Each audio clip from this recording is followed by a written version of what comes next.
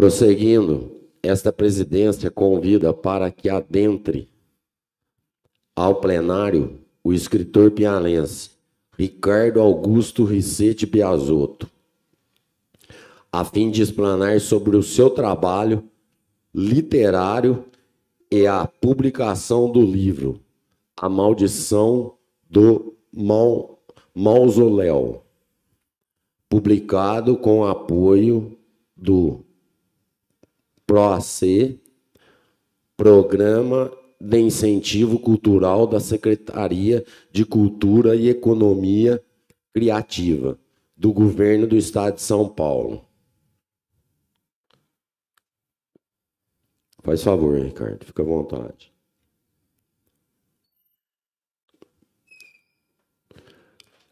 Antes de conceder a palavra ao ilustre convidado, esta presidência informa aos presentes que durante a sessão, de acordo com o regimento interno, em seu artigo 20, inciso 8, a linha B, não poderá haver manifestações do plenário, razão pela qual peço a colaboração de todos. Prosseguindo, comunico ao convidado que o prazo total para esta fase dos trabalhos é de 1 hora. Assim, esta presidência concede a palavra ao senhor Ricardo Augusto Ricete Biasotto. Com a palavra, Ricardo Augusto Ricete Biasotto. Boa noite, presidente. Antônio Arquideus Ibardi Filho, em nome de quem eu cumprimento os demais vereadores, em especial o vereador Formigão, por ter realizado o convite para eu participar e apresentar um pouco do meu trabalho. Eu sou autor do livro A Maldição do Mausoléu, um livro que foi publicado ano passado com o apoio do PROAC, que é um programa de incentivo cultural da Secretaria de Cultura e Economia Criativa do Governo do Estado de São Paulo. Eu iniciei a minha trajetória literária há quase 11 anos, em 2011, quando eu fiz a publicação do meu primeiro livro, Dias Contados. Eu vou falar um pouco sobre ele depois.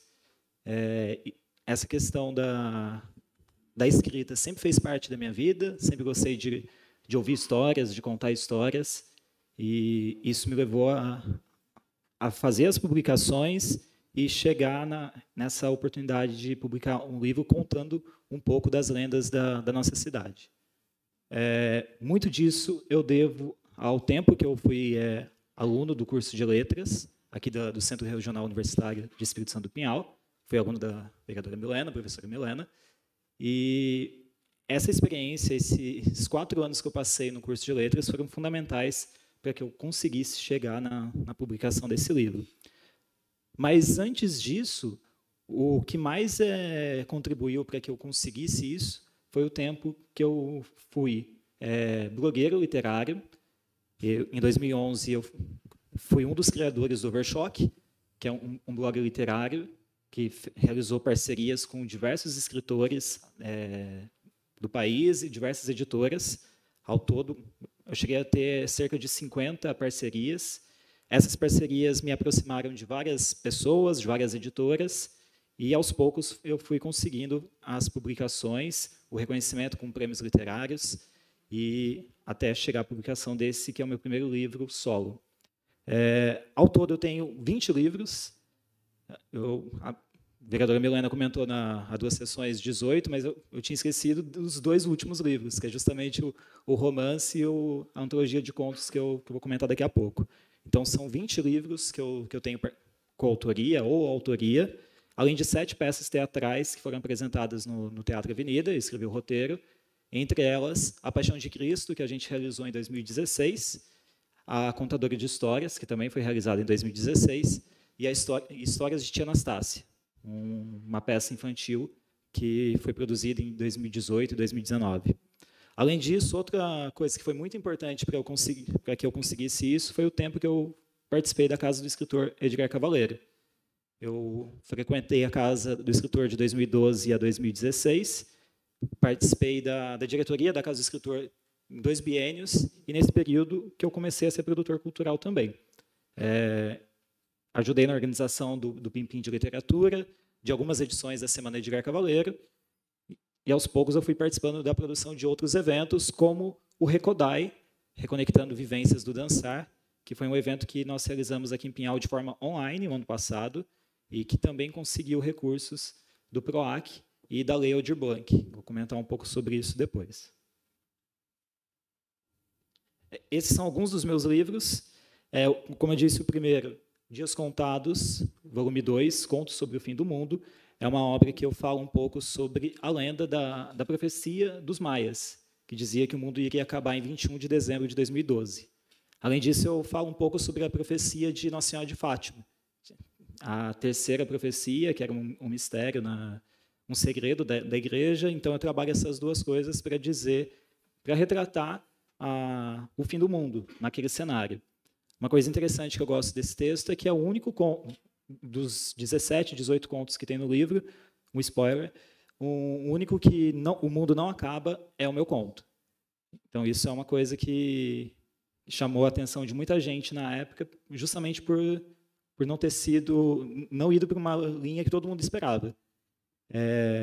Além disso, eu publiquei Moedas para o Barqueiro, contos sobre a morte, que eu retrato um pouco sobre a lenda de Caronte, o barqueiro da mitologia grega, que a lenda dizia que quando a pessoa morria, ela deveria entregar uma moeda para o Caronte, que é esse barqueiro. Caso contrário, ela ficaria vagando pelo rio Estige. Essas duas publicações foram pela Andros Editora, uma editora de São Paulo que também me ajudou muito a conseguir essa publicação da Maldição do Mausoléu. E a Andros Editora me convidou em 2015 para participar, junto com outros 50 autores do Brasil todo, do livro King Edgar Hotel.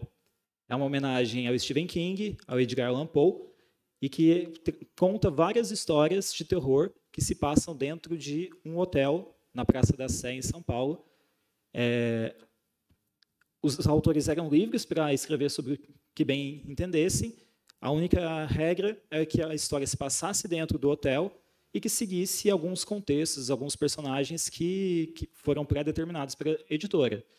Então, tinha, por exemplo, um porteiro que, durante o dia, ele era uma pessoa jovem, que chamava atenção por sua beleza, e, no fim da noite, ele entrava numa porta. Quando ele saía, ele já era uma pessoa idosa, completamente diferente, completamente acabada, bem no contexto de uma história de terror.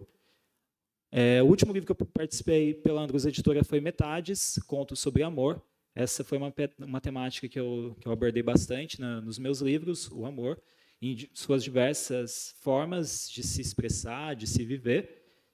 E esse livro deu origem a um dos livros solos que eu publiquei ano passado, que foi, no princípio, agora e sempre, Amor, que foi um livro publicado de forma online, com apoio do Departamento de Cultura de Pinhal e com os recursos da Lei Aldir Blanc, além da Maldição do Mausoléu, que eu vou comentar de forma mais especial. Além disso, toda essa questão que eu falei gerou essa tentativa de conquistar essa verba pelo PROAC, e eu me inscrevi em 2019 no edital 19/2019, que era apoio para a produção e publicação de obra de ficção infanto-juvenil. Foi onde surgiu o projeto da Maldição do Mausoléu. A Maldição do Mausoléu foi publicada pelo PROAC, como eu disse, que é uma lei de incentivo à cultura. É importante ressaltar que a economia criativa é uma das mais importantes do PIB do Brasil. Pouca gente fala isso, mas a economia criativa contribui muito para a economia do Brasil. Haja vista o que o carnaval movimenta, só para citar um exemplo, questão de turismo, questão de pessoas que trabalham ao longo do ano todo. E as leis de incentivo, como o PROAC, a Lei Aldir Blanc, a Lei Rouanet, são todas programas de incentivo que ajudam principalmente os artistas iniciantes. Por isso a importância da gente valorizar essas leis e lutar por elas. Inclusive, está no Congresso a questão da Lei Paulo Gustavo, que teve o veto do presidente, e que os artistas do mundo inteiro, do país inteiro, estão lutando para que o Congresso derrube esse veto, porque é muito importante para todos os artistas que passaram 2 anos sem poder trabalhar. Então, foram 2 anos que a classe artística, a primeira a parar no início da pandemia e a última a retornar. Então, essas leis de incentivos são muito importantes. No caso do PROAC, especificamente, são 2 linhas de forma especial, que é o PROAC Edital, que foi o caso que eu conquistei, e o PROAC Expresso Direto.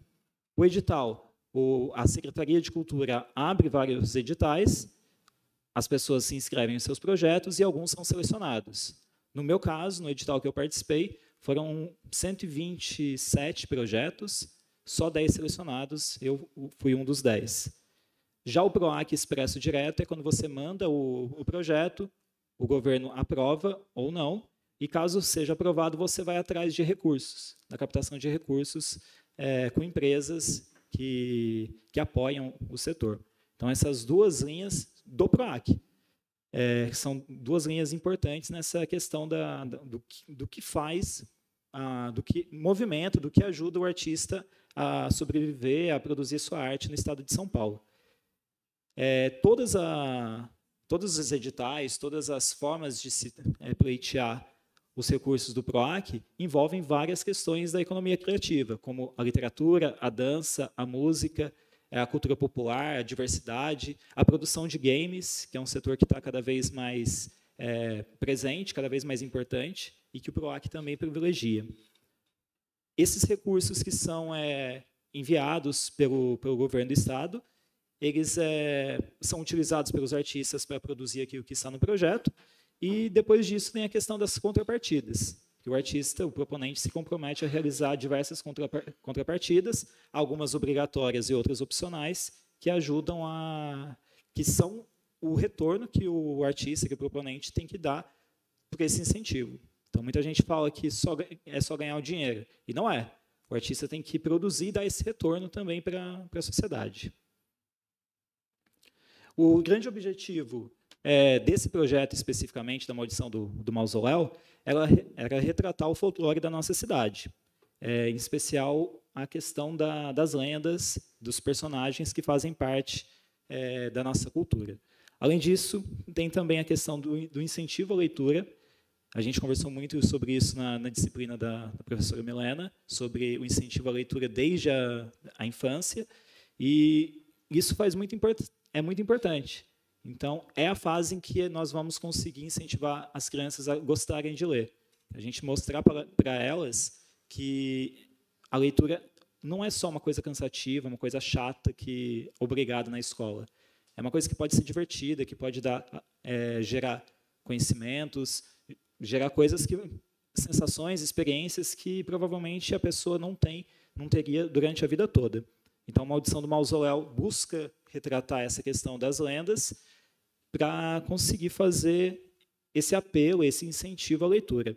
Eu acho que o mais importante que eu tentei passar no livro foi o vínculo emotivo, sentimental, que pode gerar principalmente com os leitores pinhalenses. Então, eu vou comentar sobre isso, tem vários cenários, vários locais, várias pessoas que o leitor pinhalense se identifica. Eu acho que isso faz muita diferença e acaba ajudando nessa contribuição do incentivo à leitura. O projeto buscou, então, reafirmar a importância de manter vivas as lendas locais. Eu utilizei como base o livro Infanto-Juvenil, o texto Infanto-Juvenil, que eu acho que é uma forma de atrair os leitores, formar leitores desde a infância. E o mais interessante é que, mesmo sendo um livro para adolescentes, muitos adultos acabam lendo e se interessando, porque são histórias que as pessoas ouviram. As pessoas cresceram ouvindo sobre a lenda do túmulo do Barão, por exemplo, que é o grande foco do livro. Então, além do incentivo à leitura das crianças e adolescentes, tem essa questão também da memória afetiva que eu tinha citado, que gera também nos adultos. Para tudo isso, eu contei várias lendas urbanas, indígenas e rurais, que fazem parte do nosso imaginário, além de costumes, além de questões que envolvem a população do interior de São Paulo, em especial, que é o foco do cenário do livro. Então, o livro pode incentivar a leitura, mas também incentivar a preservação da nossa cultura. Isso eu acho o mais importante de tudo, preservar o que é nosso, preservar aquilo que ajudou na construção da identidade do nosso povo, que ajudou a construir quem é o pinhalense. Essa cidade, o Espírito Santo do Pinhal, a nossa rainha das serras, e que, para todos nós, é uma cidade muito importante, uma cidade que a gente tem que valorizar o que é nosso. Então, é isso que eu tento resgatar, incentivar na leitura desse livro, nessa questão da identidade cultural. Então, enfim, falando sobre o livro, A Maldição do Mausoléu saiu pela editora Metáfora, uma editora de Pinhal, saiu ano passado. O livro conta a história do Camundá, que é um menino chamado João Antônio. E a grande premissa do livro, na verdade, é essa frase que dá início à sinopse. Um pacto com o diabo, um desafio improvável e um crime sem provas. Então, a história é do Camundá, um menino que se muda para uma cidade do interior. Apesar de qualquer leitor identificar que é Pinhal, em nenhum momento eu cito o nome da cidade. É uma forma de incentivar outras pessoas a lerem, se identificarem com a história também. Mas então o João Antônio, o Camundá, ele apronta na escola dele, ele mora na capital, ele apronta, e a mãe dele envia ele para passar um tempo com o avô. Então, quando ele está vindo para cá, na estrada, ele começa a reclamar que não quer mudar de vida, que os amigos dele estão na capital e tudo mais. E a mãe dele, como forma de incentivar ele a gostar do novo cenário, da nova vida dele, conta sobre uma lenda que existe na cidade de um homem que teria feito um pacto com o diabo para conquistar o grande sonho dele de se tornar prefeito. O que aconteceu é que um dia depois da eleição, esse homem venceu a eleição, um dia depois ele é encontrado morto. E aí é onde surge a lenda de que ele teria feito um pacto com o diabo. Esse homem, esse candidato a prefeito, foi o coronel Joaquim Ventura, um homem que teve muita importância para essa cidade, um homem rico, um homem que trabalhou com café, foi um político muito importante, mas ele foi traído às vésperas da eleição, por isso ele realmente faz esse pacto. Mas a história, o grande foco do livro é mostrar o que aconteceu depois disso, se ele realmente fez um pacto. Acontece que essa lenda permaneceu, essa lenda ficou por muito tempo, e quando o João Antônio vem para cá e descobre sobre a lenda, ele se interessa pelo caso, só que no primeiro dia de aula, um professor dele começa a contar sobre essa história, sobre essa lenda, e incentiva os alunos a irem até o cemitério, porque a lenda diz que quando você risca o túmulo do coronel, o túmulo sangra, e além disso, ele pode aparecer montado num cavalo branco. Então, o professor incentiva os alunos a fazerem isso, o Camundá acha que não é uma coisa que um professor deveria fazer, mas ainda assim ele releva, segue a vida dele, só que no dia seguinte ele descobre que o próprio professor foi encontrado morto em frente ao túmulo.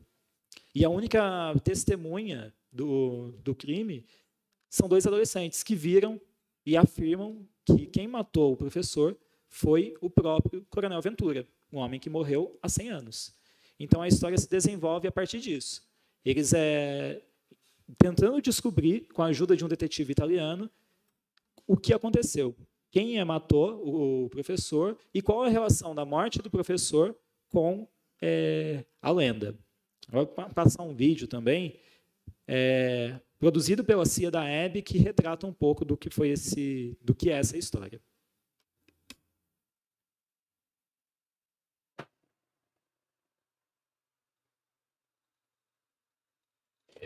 Era uma vez uma cidade pequena, lá no interior.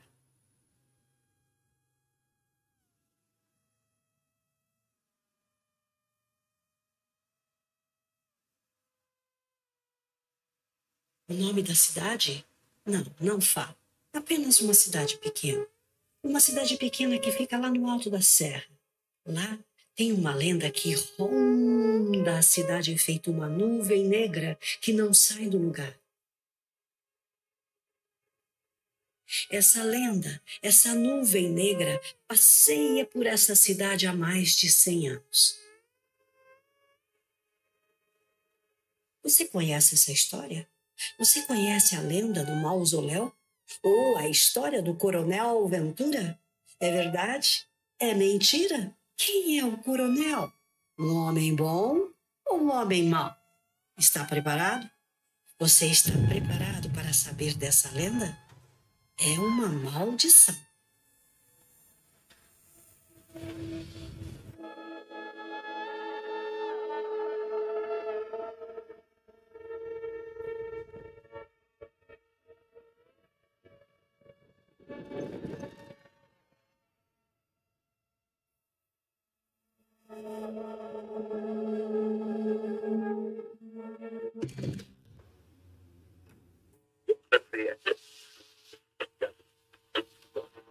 Você já pensou em sair por aí procurando lugares mal assombrados? Esses lugares que o portão range, que as covas jorram sangue, que esses lugares onde ouvimos vozes escondidas, batidas de porta, rangidos de grades. Você tem medo? Você se assusta? Você já sentiu o cheiro de enxofre no ar? O professor Marcos ficou muito interessado por essa lenda e passou a pesquisar. O professor Marcos acabou sendo assassinado pelo coronel. Ora, quem matou o professor? Será que ele enfrentou o coronel? Será que o coronel apareceu no seu cavalo branco?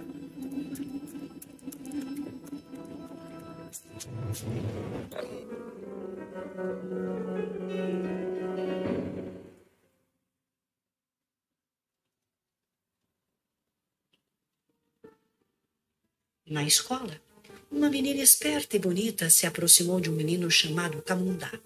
O menino chamado Camundá ficou curioso e se aproximou da menina. E juntos passaram a descobrir esse mistério. E juntos visitam o cemitério. Diz a lenda que quando as pessoas riscam com um prego o túmulo do coronel, ele começa a sangrar. E o coronel, montado em seu cavalo branco, aparece envolvido por uma fumaça vermelha. Tudo porque o coronel Ventura fez um pacto com o diabo. É verdade? É mentira? Eu sou Lúcifer. Posso fazer qualquer coisa. Tenho poderes. Diga aí, coronel, o que queres de mim? Ora, o senhor só quer ganhar as eleições? Somente isso? Então, leia este documento. Assine. Vamos fazer este pacto.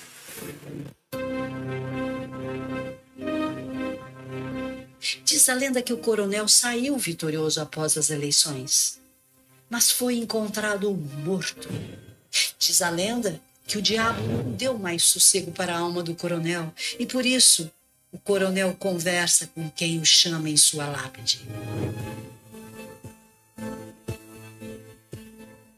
Esse é o mistério que ronda essa pequena cidade no alto da serra, cujo nome nem ouso pronunciar.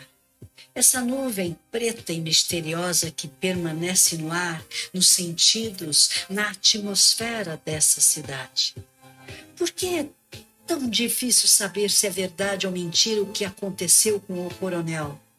E quem é o diabo? Quem matou o coronel?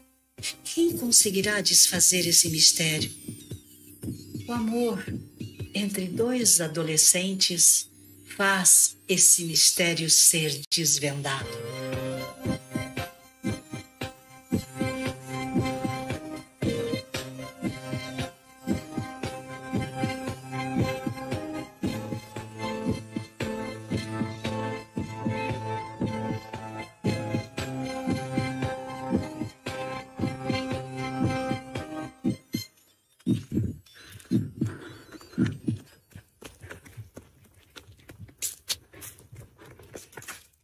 Esta é a história da maldição do mausoléu ou a lenda do coronel Ventura.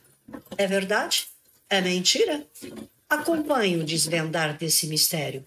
Quer saber mais? Então leia o livro.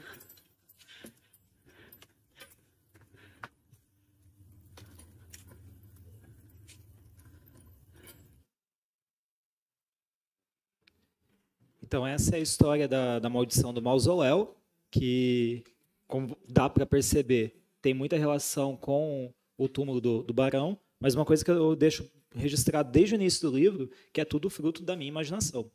É só inspirado nas lendas, naquilo que as pessoas contam de geração para geração há muitos anos. Antes de falar um pouco sobre o que gerou o livro, apresentar alguns dos personagens. Esses são o Camundá e a Fernanda, que é o casal protagonista da história. São dois adolescentes que estudam no Colégio Dom Bosco, que seria o colégio, né, seria o Cardeal Leme.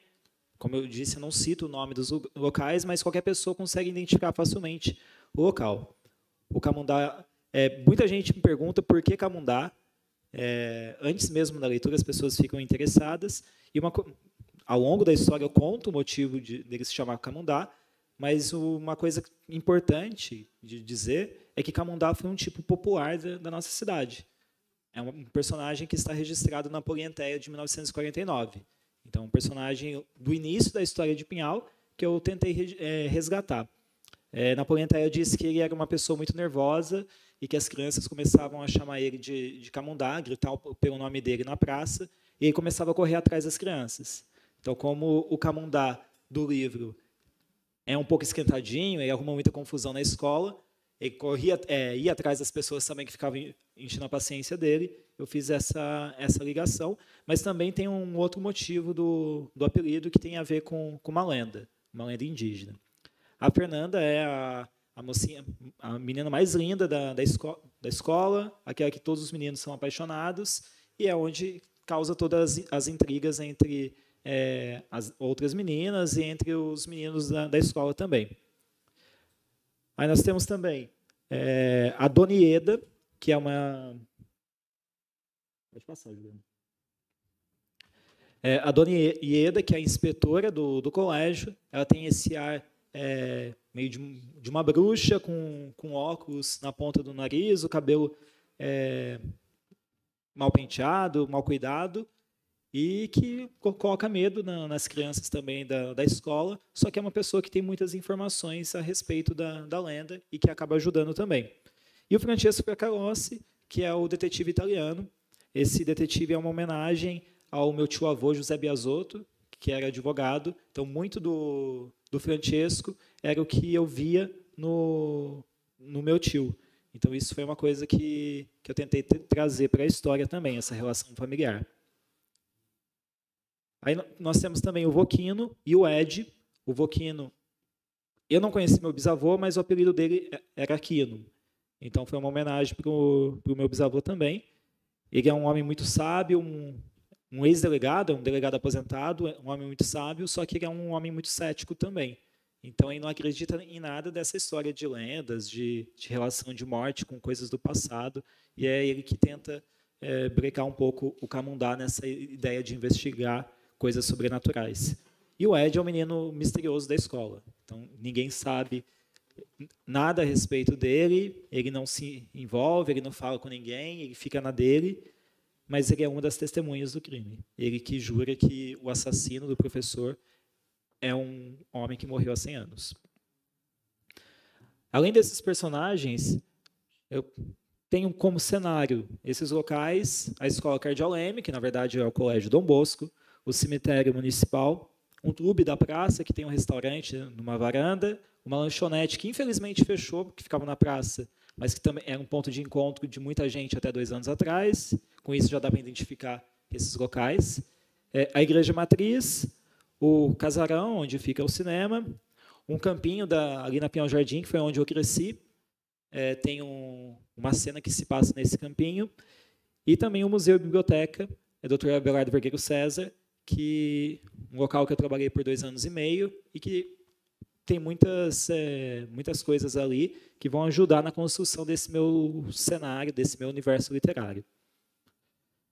Além dessas personagens e desses cenários, eu também trago uma pessoa que os mais velhos provavelmente conheceram ou já ouviram falar, que é a Medeia, lá do Sertãozinho, se não me engano, né, tá, Rafa?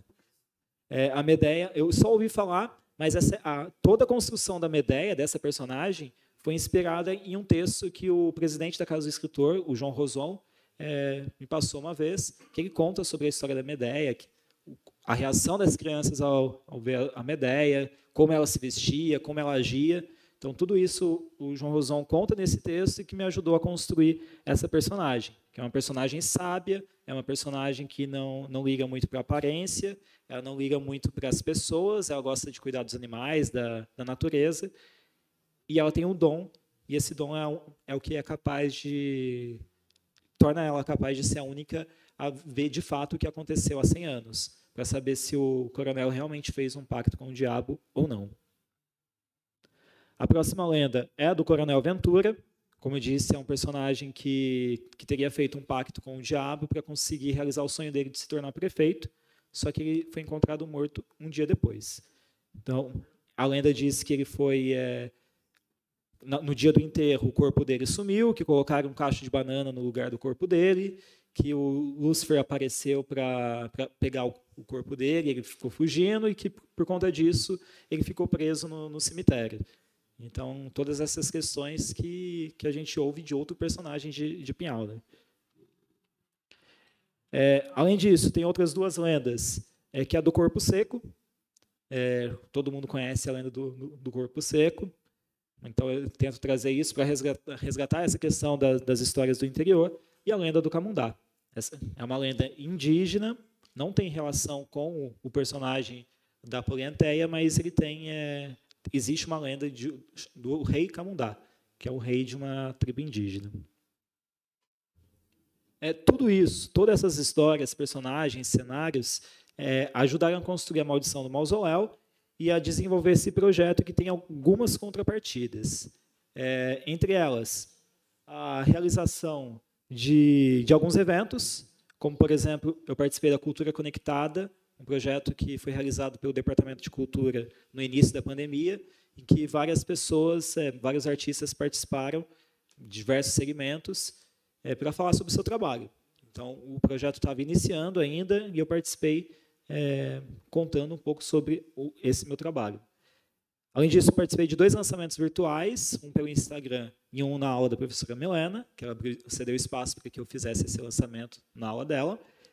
Também fiz contação de história na Almeida Vergueiro, palestra na ONG Crescer no Campo, mais recentemente uma palestra na Escola José Justino de Oliveira, em Santo Antônio do Jardim, além de uma leitura com o Grupo Olhos da Alma.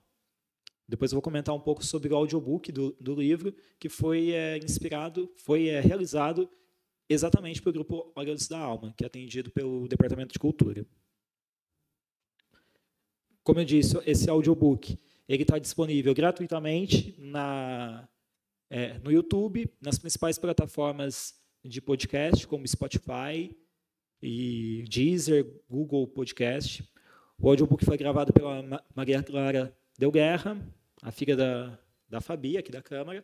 Ela gravou todas as vozes, todos os capítulos do livro, para ser distribuído gratuitamente na internet e também para o Grupo Olhos da Alma. Como eu disse, foi a grande inspiração, o grande motivador da gravação desse audiobook. Inclusive, eu considero que esse foi o diferencial do meu projeto em relação aos outros. A gente não tem acesso aos outros projetos, mas eu imagino que isso faça muita diferença, porque vai atender um grupo que não tem muitos livros disponíveis. Tem muitos audiobooks, mas ainda assim o número é muito menor do que o que eles querem, do que eles podem receber. E eles gostam muito disso. Então, o audiobook foi pensado no Grupo Olhos da Alma, em todos os participantes do grupo, que gostam de ouvir histórias. Então, a Carla, a bibliotecária lá da biblioteca, realiza semanalmente encontros com eles para a leitura. Isso faz muita diferença na vida deles. Além disso, foram doados oficialmente 300 exemplares entre bibliotecas municipais e particulares, bibliotecas de escolas de Pinhal, de Santo Antônio do Jardim e de toda a diretoria de ensino da região de São João da Boa Vista. Além disso, foi distribuído também em ONGs e realizado diversos sorteios, diversas promoções do livro de distribuição gratuita. Isso é uma forma... alguns desses livros, uma quantidade específica, era uma exigência do edital, E, além disso, eu fiz doação de outros livros também, para ampliar o acesso das pessoas da nossa região ao livro. Além disso, nós realizamos também um suplemento literário para auxiliar os professores a trabalharem o livro em sala de aula. Nesse suplemento literário, nós tínhamos propostas de atividades de produção textual, de resgate de lendas, de costumes das famílias dos alunos, além de atividades de interpretação de texto, de publicação em mídias sociais das lendas que eles conheciam, incentivando eles a usarem os recursos tecnológicos para divulgarem as lendas que eles conheciam, divulgar e manter vivo, que é o grande objetivo, manter vivo a história local. E, por fim, o alcance nas mídias desse projeto foi de cerca de 56 mil pessoas nas principais postagens das minhas redes sociais. Além disso, as páginas oficiais, contando todas as postagens, atingiram 125 mil pessoas no Facebook e 16 mil pessoas no Instagram. Tudo isso faz parte do universo literário que eu criei, que se passa em Pinhal. Pode passar. Esse universo literário ele vai culminar em outros livros, entre eles um que está em desenvolvimento, que chama O Cemitério de Almas Vivas. Quem já leu o livro sabe que a história termina na biblioteca, e é na biblioteca que começa O Cemitério de Almas Vivas, que vai ser inspirado, baseado na lenda da Ponte do Desastre e também nos animais que tinham no museu antigamente, os animais empalhados que tinham em uma das salas de lá. Então, esses dois elementos que vão nortear a próxima aventura do Camundá, da Fernanda, do Francesco, da Medeia, fazer essa continuação da história.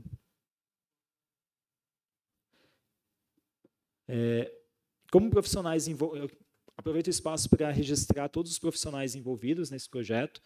É interessante citar que todos são piaulenses, então foi um recurso utilizado no momento de pandemia, em que as pessoas não tinham, os artistas principalmente não tinham como trabalhar, não podiam exercer a sua profissão, né, o seu ganha-pão, e todos os recursos ficaram em Pinhal.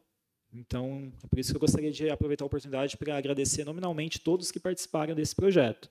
Então, a editora Metáfora, Comunicação e Arte. A análise do original foi do professor mestre Paulo César Risse Romão, a coordenação editorial e a diagramação da Bruna Mazarim Boaventura, a revisão da Tereza Tuma Delbim, ilustrações Maria Fernanda Mazarim, o audiobook da Maria Clara Del Guerra, a foto da Carla Tuma Delbim, o contador do projeto foi o Francisco Ramon, o book trailer também foi realizado pela Metáfora, e o material audiovisual, que foi o que eu exibi, foi produzido pela CIA da EB. Então, agradeço a todos. Sem todas essas pessoas, o livro não seria possível. E, além disso, todas aquelas pessoas que me ajudaram, desde a minha infância até hoje, lendo o livro, me incentivando a ler, a escrever, então, todas elas foram fundamentais para que o livro acontecesse. Então, era isso que eu tinha para passar. Gostaria de agradecer mais uma vez ao convite do vereador Formigão. Quem tiver interesse, quem estiver acompanhando, quiser conhecer um pouco mais a Maldição do Mausoléu, pode me procurar no Facebook, Instagram, Ricardo Biasotto. E o livro está disponível também na internet, na Amazon, na papelaria alternativa e na agência de turismo Pé de Serra Turismo. Então, muito obrigado.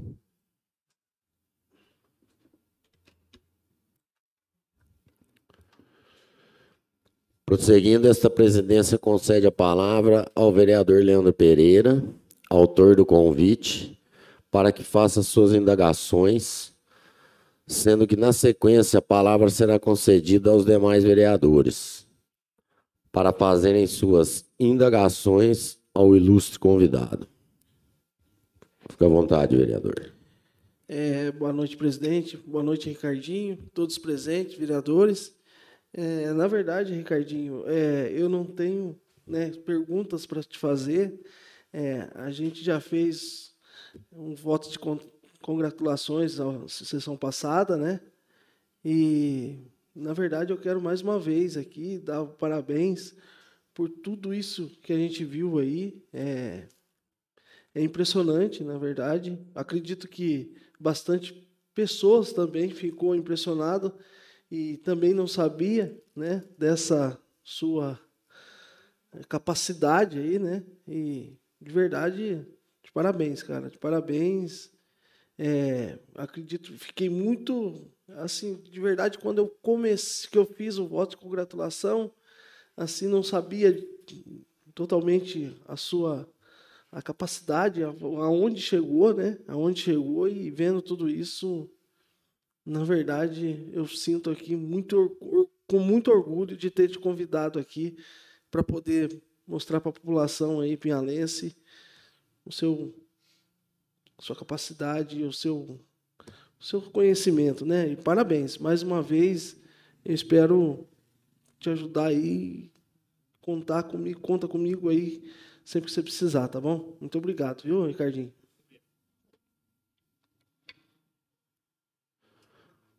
Agora eu abro a palavra aos senhores vereadores. Requer a palavra, senhor? Palavra concedida a Vossa Excelência.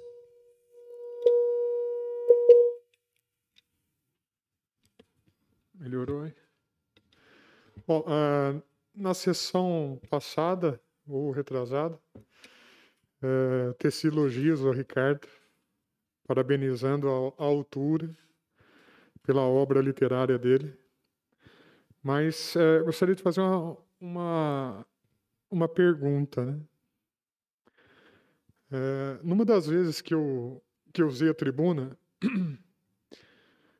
deixa eu me lembrar, foi quando veio aquele moço da Metropol, Tiago Alves, Felipe Alves, né? Eu me lembro da pergunta que eu fiz para ele. Era assim, olha, cuidado com a cultura que vocês vão oferecer para o povo pinhalense. Eu não sei se eu já fiquei velho já também, né? Já passei dos 45, 44, né?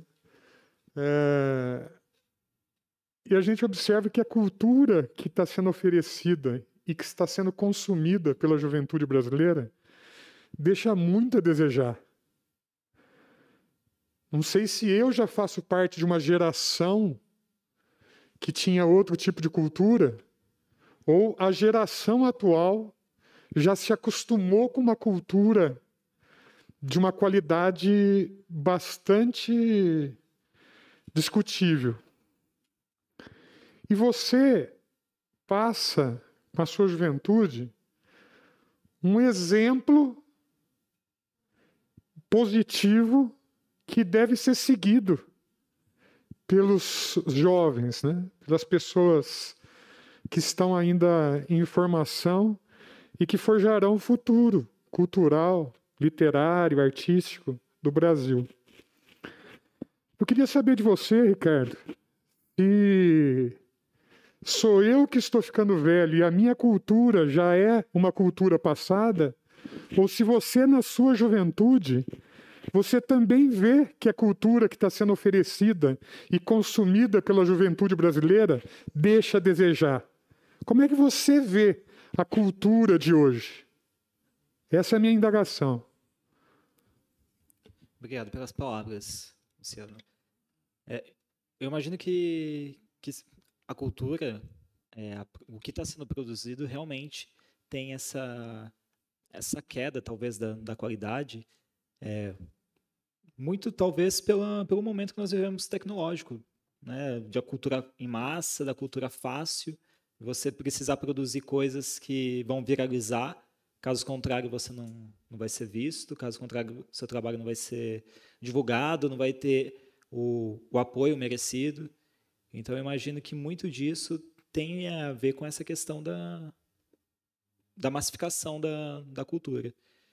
Eu acho que produzir arte é algo difícil. É muito trabalho, é muito suor.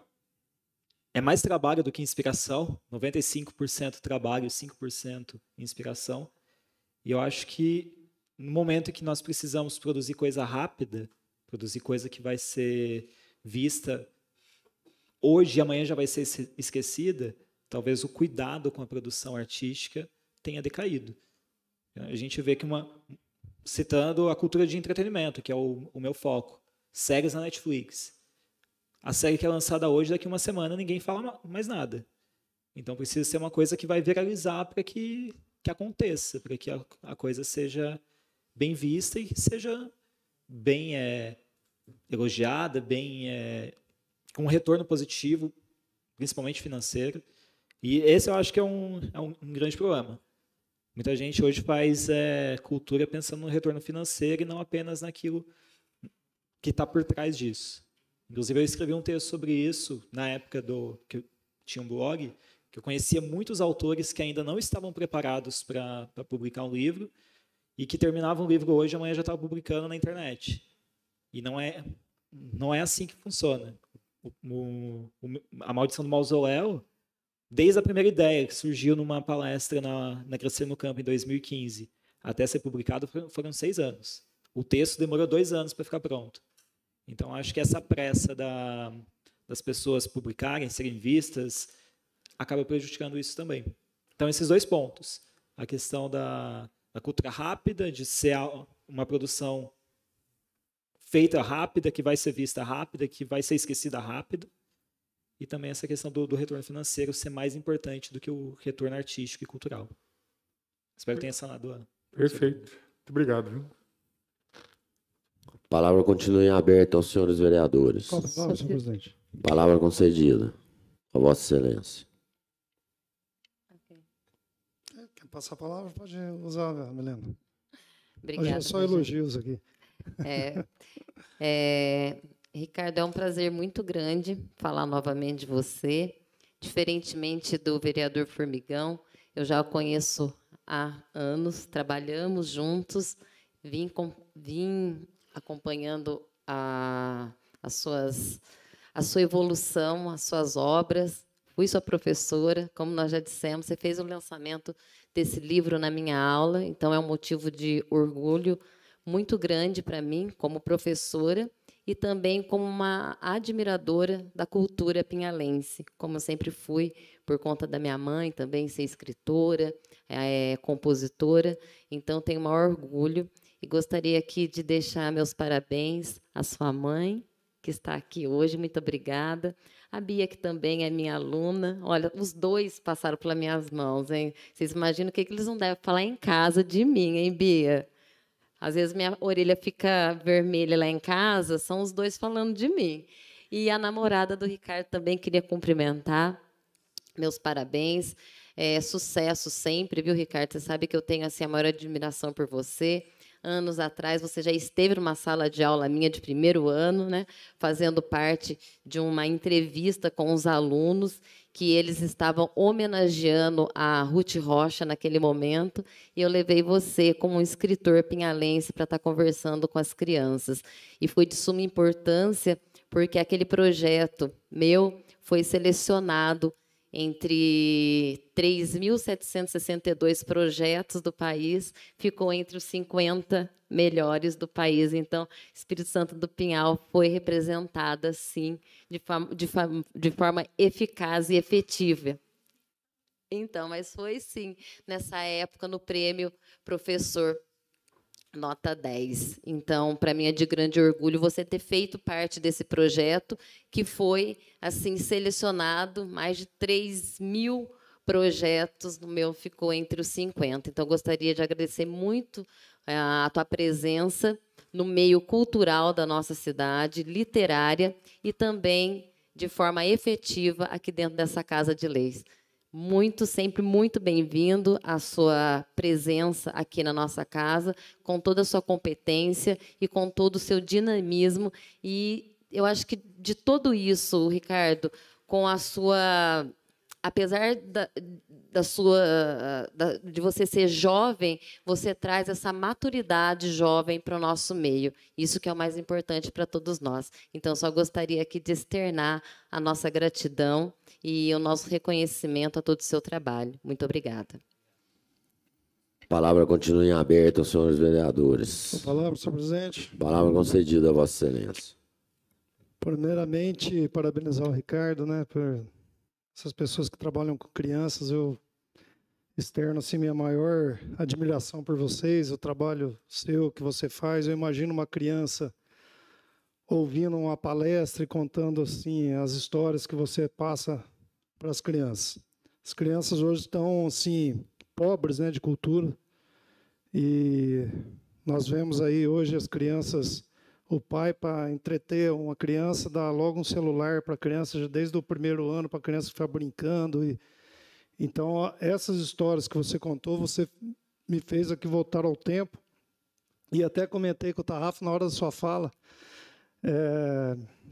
o necrotério era dentro do cemitério, antigamente, até aí 80, 82. E quando ocorria alguma morte violenta, trágica, no caso aí, uma vez uma pessoa aí levou alguns tiros e foi parar dentro desse necrotério. O necrotério era bem para cima ali do túmulo do Varão, né, Tony? O Tony também foi criado ali naqueles pedaços ali. Então ele lembra bem. O necrotério é bem no centro do cemitério. Né? Justamente. E está lá o necrotério até hoje. Então, todas as vezes que eu passo lá, eu me lembro das histórias e de nós, crianças, íamos lá, né? Todo mundo peralta ali, correndo atrás de ver uma história, de curioso, né? Antigamente não tinha essa facilidade que nós temos hoje, igual você disse ao vereador Luciano, a facilidade da internet. Uma coisa tão, assim, ela não fixa nas pessoas, né? Porque tudo é muito passageiro, que nem você falou, todo mundo fica à procura de visualizações, de bater metas ali para contextualizar uma coisa e ficar, né? Mas é tudo temporário. Isso que nós aprendemos na nossa juventude, nós carregamos para a eternidade. E assim como as brincadeiras, né? De pega-pega, esconde-esconde, amarelinha, pular corda, das coisas mais simples que a gente aprende na infância, você retratou aí, e parabéns. Parabéns à sua mãe também, à sua irmã e à sua namorada que está presente aqui. Eu acho que elas tem que ter paciência, né? Porque a hora que ele está passando para o papel as ideias dele, acho que não pode mexer com o homem, né? Então, Ricardo, eu desejo você muita sorte aí na sua carreira de escritor. Continue assim, levando a história de Pinhal. Vamos conversar, que eu tenho muitas histórias para te passar lá da Santa Luzia. E dá mais que um livro, hein? E o Tarrafa vai ajudar. Parabéns, meu Ricardo. Felicidades aí no seu caminho aí. Palavra continua em aberta. Com a palavra, senhor. Palavra concedida a Vossa Excelência. Boa noite a todos. Eu gostaria de falar para o Ricardo que essas coisas que precisa vir à tona, o que você está fazendo. Se nós não tivermos as histórias para contar lá na frente, que será da nossa cidade, do nosso município? E eu conhecia a Medé. Ela tinha uma carroça, uma bagageira, e ela vinha lá de cima, e o pessoal tinha um pouco de medo dela, porque ela tinha as unhas compridas. Eu conheci, porque o meu tio, onde é a Associação dos Aposentados, era uma chácara. E ali ela vinha na casa de um parente que ela tinha ali, que é o pessoal dos conhecido como Pulenta, mas Giovanelli é o sobrenome dessas pessoas. E quanto ao seu livro, a importância que é falar de uma história dentro de um cemitério. Eu tive lá ontem, infelizmente, tive domingo passado e ontem mais uma vez, infelizmente, e eu passei perto do túmulo, onde que eu ajudei a lavar tantos túmulos, e nesse aí nem passava longe, porque a lenda já vinha lá de trás. Eu fui lavador de túmulo também, porque eu era morador da Vila Palmeira. E o que eu quero deixar bem claro? Quem vê as pessoas, por isso que não podemos julgar as pessoas.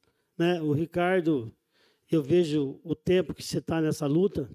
Ontem acompanhei, através da TV Bandeirante, um historiador, Jorge Caldeira, e, coincidência, hoje você vem aqui e saber que na nossa cidade, companheiros vereadores e vereadoras, que nós temos alguém que já tem 20 livros escritos. Eu disse nessa tribuna semana passada, Ricardo, que eu não vou chegar a ver todos os seus livros, né? Mas eu espero que se você chegue em centenas de livros. a nossa história está sendo contada, vai ser contada. E cumprimentar o pessoal aqui dessa esquina, o pessoal da EB, eles estiveram na minha casa o ano antes da pandemia. E, modéstia à parte, eles ficaram 2 horas lá fazendo umas fotos. Então, tem um pouco também de alguma coisa lá de trás do tempo dos escravos. Parabéns, parabéns ao Formigão, o Leandro, de fazer o convite, as famílias, a mãe do Ricardo, a irmã, a namorada, e a população de Pinhal tem que fazer uma coisa: ler o livro. O mais importante é o livro. Quem quiser saber mais a história, pegue o livro, adquira o livro. Parabéns, Ricardo. Muito obrigado do que você está fazendo para a cultura e para a nossa história da nossa cidade. E só para terminar, você falou que está escrevendo um livro, é o Cemitério Livre? Então, só para coincidência, eu conheci uma pessoa que dormia todas as noites no cemitério. E esse cara já morreu, não posso citar o nome dele porque eu não tenho autorização, mas ele passava na casa da minha mãe e à noite ele dormia no cemitério. Era uma pessoa de uma educação fora de série. Eu não posso citar o nome dele. Eu conheci muito, fui no enterro dele. Ele dormia no cemitério. E tem história de um ex-vereador dessa casa que passou por aqui, que trabalhou no cemitério. A história dele é de rachar bambu, igual diz o caipira. Parabéns, Ricardo. Muito obrigado. Em nome da cultura de Pinhal. A palavra continua em aberta. Só um minutinho. Qual o túmulo que você tinha medo, Rafa? Do Barão? Ah, tá. Então, você estava comentando aí, quando a gente era menino, a gente foi criado lá no Alto Alegre. Contar só uma historinha para você. A gente não tem que ter medo de gente morta, né? Entendeu? Mas tinha a lenda, a casa do Barão, né, Rogério? Falava que tocava piano lá à noite e tal. Eu sei falar para você que quando era moleque, né, tinha juízo na cabeça, né? Um pingo de juízo, 13, 14 anos. Quantas vezes nós não brincamos de pique de esconder? Eu escondi atrás desse túmulo aí, tá? Lembra, Rogério? Dentro do cemitério à noite. Você falou que o rapaz dormia, nós brincávamos de pique de esconder, nós escondia atrás do túmulo do Barão. Nunca tive medo. Tem que ter medo de vivo, né? Quando a pessoa é maldosa, bandido, enfim. Mas vamos lá, a palavra continua em aberta. Peço a palavra. Palavra concedida a Vossa Excelência. Eu também tenho muita história, viu, Ricardo? Eu tenho que dar os parabéns para você. Coisa linda que você apresentou. Quando eu era criança, tinha muito dessas histórias. Eu morei na roça também e a gente tinha história de mula sem cabeça, história dessas do Barão. Quantas vezes eu brincava e punha medo nas outras crianças menores, que o Barão vinha vindo e saía todo mundo correndo, as crianças caíam, machucavam, e depois a gente ainda apanhava, né, da mãe, porque era muito arteira, né? Mas essas histórias é muito gostosa, muito boa de ouvir e muito boa de contar. E eu me lembro muito bem, meu pai sentava na taipa do fogão e ficava contando história para a gente quando a gente era criança. E hoje não se vê mais nada disso, né? As crianças, como diz ali o Belli, disse, que dá o celular na mão, e eu sei disso, porque eu conheço várias crianças que, para ficar entretida, tem que ficar com o celular na mão. Então, não é como era antigamente. A gente brincava, a gente corria, a gente brincava de mula sem cabeça, e tudo. E lá onde nós morávamos, tinha um barranco que tinha um rastro, que eles falavam que era da mula sem cabeça.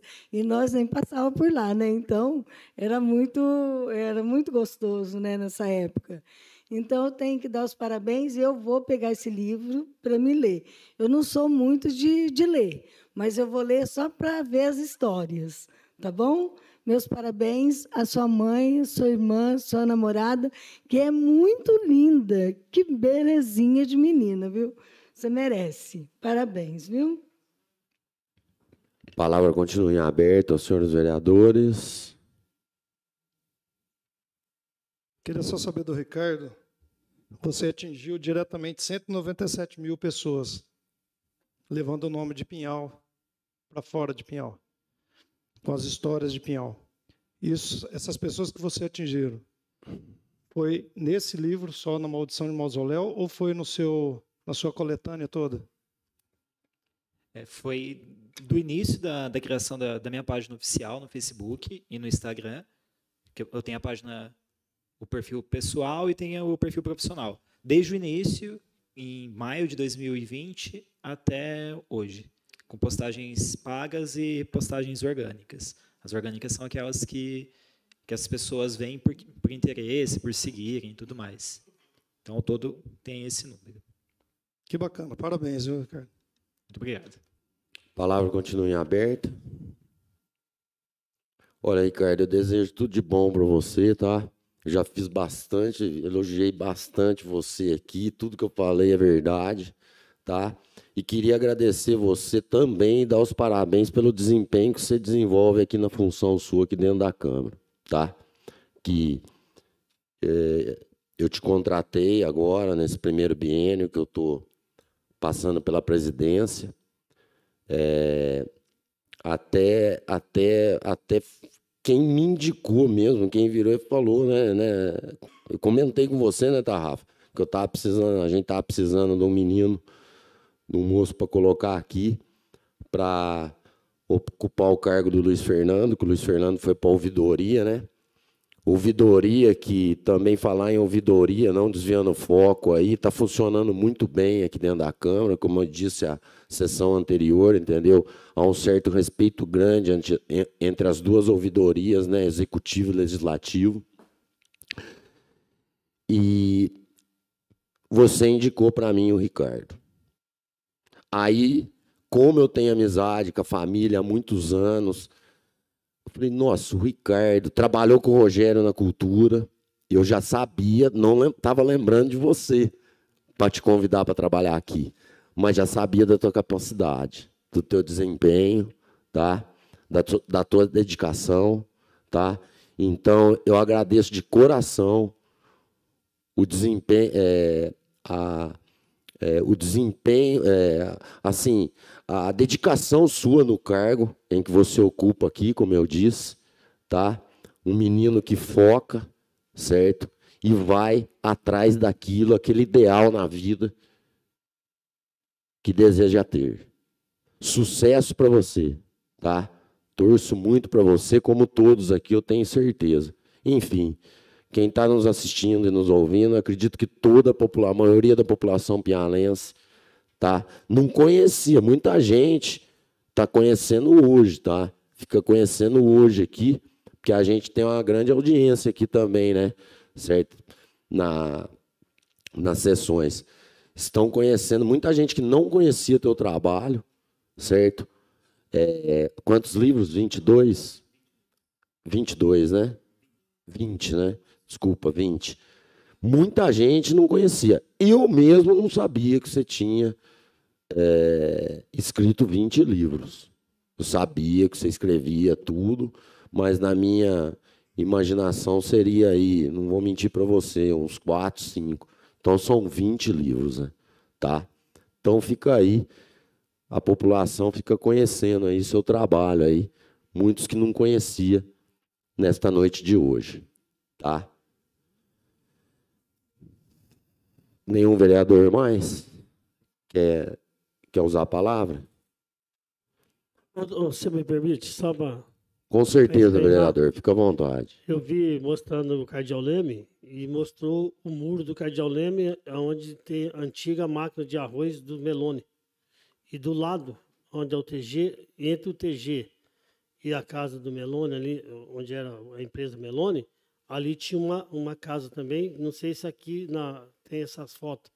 Ali morava uma pessoa chamava Ângela e ela tinha o apelido de Bololô. Olha o nome. E nós tinha medo. E ela tem parente lá no Pedro Corse. Ela tem uma sobrinha, que a irmã dela era uma benzedeira da Vila Palmeiras, chamava Sadita, uma tia. Entendeu? E nós tinha medo. Como o pessoal tinha medo de mula sem cabeça, e ela era uma pessoa, você precisa de ver, ela tinha um fogãozinho de lenha e era sem rebocar, que eu acho que ainda poderia ter desmanchado. Quando desmanchou, fiquei triste, porque era uma história real de uma pessoa que morava sozinha e chamava Ângela, irmã da Sadita Matia, que era benzedeira da Vila Piau Jardim, entre o tiro de guerra e o Melone. Estou falando porque eu via aqui passando e mostrou aquele lugar. É mais uma história também que as pessoas têm que deixar guardado. Muito obrigado, viu, Ricardo?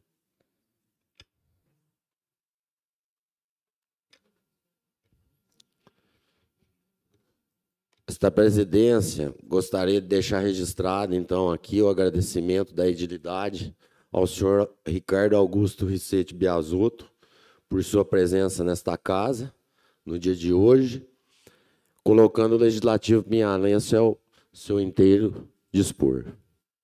Obrigado, viu, Ricardo?